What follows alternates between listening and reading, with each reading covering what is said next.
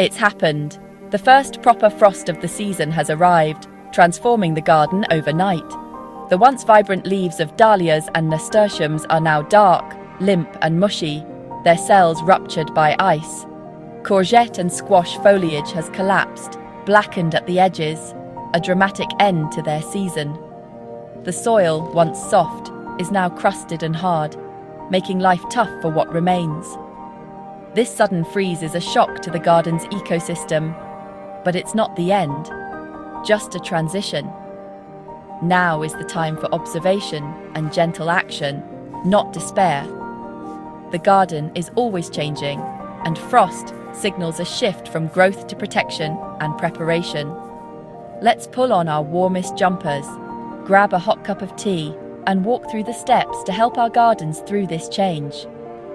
There's much we can do to support our plants and set the stage for next season. The arrival of frost is a powerful reminder of nature's cycles. With the right response, we can help our gardens weather the cold and thrive again. Let's get started. First, remove blackened, mushy leaves and stems from tender perennials. They won't recover and can spread disease. Use clean, sharp secateurs or your fingers to gently clear away the damaged material.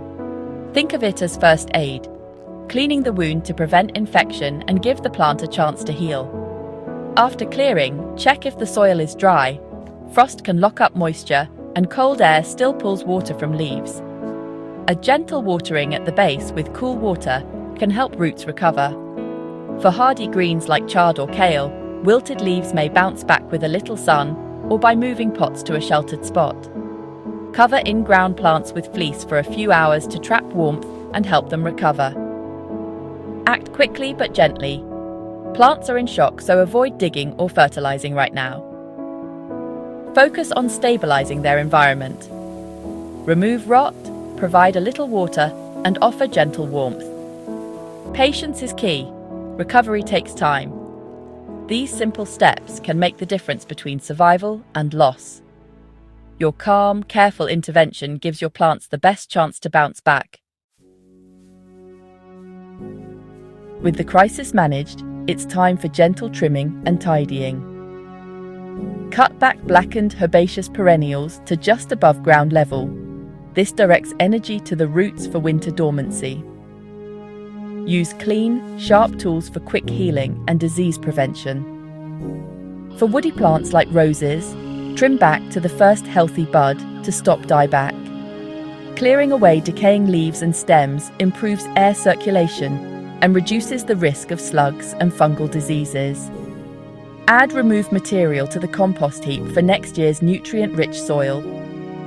As you tidy, observe which plants coped well and which struggled. This informs next year's choices. This process is more than a chore, it's a conversation with your garden. Listen to what your plants need as they prepare to rest. Careful tidying now sets the stage for a healthy, vibrant spring. Now, protect survivors from the next frost. Horticultural fleece is ideal, lightweight, breathable, and effective for a few degrees of protection. Drape fleece over plants or use a simple frame to keep it off the foliage. Cover plants in late afternoon to trap warmth and remove covers in the morning to let in light and air. No fleece? Use old sheets, cardboard, or newspaper. Just avoid heavy materials that could crush plants. Cloches, even improvised from plastic bottles, work well for individual plants. This daily routine of covering and uncovering is simple but vital. Taking action after frost damage is empowering and gives your plants a fighting chance. These small steps shield your garden from harsh nights and preserve life for the seasons ahead. Consistent protection now means a stronger garden come spring. Go beyond covers. Create microclimates for lasting protection.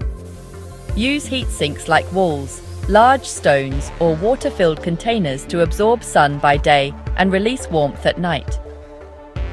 Place these on the north side of vulnerable plants. Cover with fleece to trap radiated heat. Water-filled containers are especially effective in greenhouses or cold frames. Identify sunny spots. South or west-facing walls are prime locations for tender plants and heat sinks. Smart placement of these elements buffers temperature drops and wards off frost. This approach uses nature's physics for sustainable, low-cost protection. Designing your garden with microclimates in mind builds resilience for future cold snaps. Don't just react. Plan for a garden that weathers winter with ease. A little strategy now pays off all season. Potted plants are especially vulnerable. Their roots lack the earth's insulation. Move pots into greenhouses, cold frames, or sheltered spots if possible. If not, group pots together against a sheltered wall to share warmth. Wrap pots with bubble wrap for insulation, then cover with hessian for a rustic look.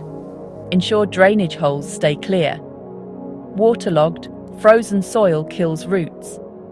Lift pots off cold ground with pot feet or bricks to prevent cold conduction and improve drainage.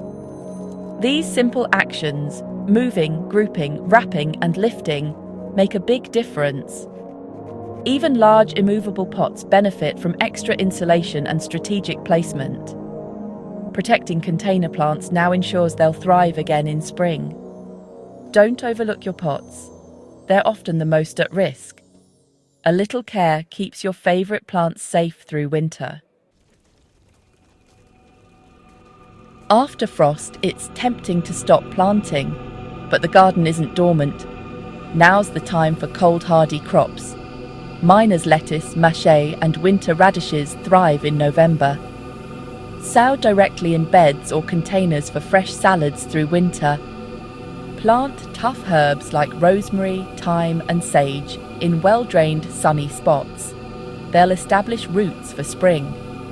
These choices are resilient and reward you with early harvests. Planting now is an act of optimism, looking beyond frost damage to future growth. Each seed sown is a promise of renewal. Even in the cold, the garden's cycle continues. Prepare for spring by planting hope today. The winter garden is full of potential. Embrace the season and keep growing. Don't leave cleared beds bare. Overseed with green manure to protect and enrich your soil. Field beans, winter tares, and grazing rye are excellent autumn cover crops. They smother weeds, prevent erosion, and improve soil structure. Simply rake the soil, broadcast seeds, and rake again. No need for perfection. Autumn rains will do the rest, creating a green carpet in weeks. In early spring, cut down the cover crop and dig it in to add nutrients and organic matter. This low-effort step boosts soil health for next year's crops. Overseeding is composting in place, nature's way of building fertility. Protect your soil now for a more productive garden next season. It's a small task with big rewards. Walk your garden after tidying, protecting, and sowing. See crops tucked under fleece sturdy kale and rows of winter lettuce, signs of resilience and care. The garden's ability to recover from frost is remarkable. By helping plants now, you set the stage for next year's growth. The garden isn't dead, it's resting, gathering strength for spring. This turning point invites us to slow down and appreciate winter's subtle beauty. Bare stems, frosted leaves, and rich soil become new focal points. Reflect, plan, and dream of the season ahead. The work you do now is the foundation for future success.